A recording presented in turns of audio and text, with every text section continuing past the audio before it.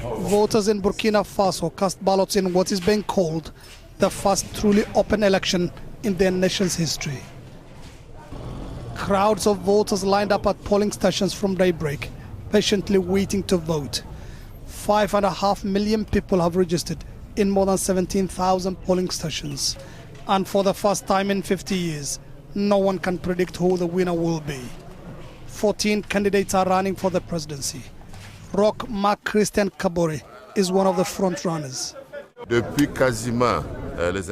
This is an important election for our country. It's the first time in nearly 50 years our people will have a civilian president.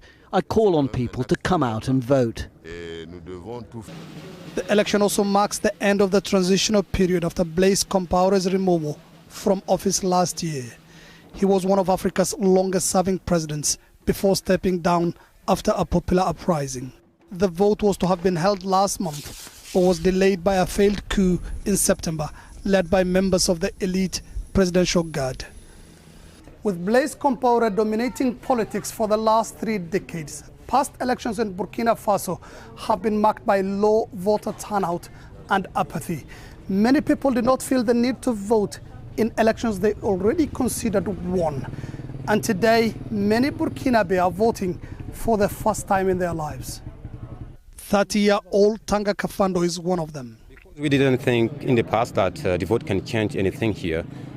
We grew up and we had the same president. We are voting and voting. I'm not talking about people, and I think things don't change.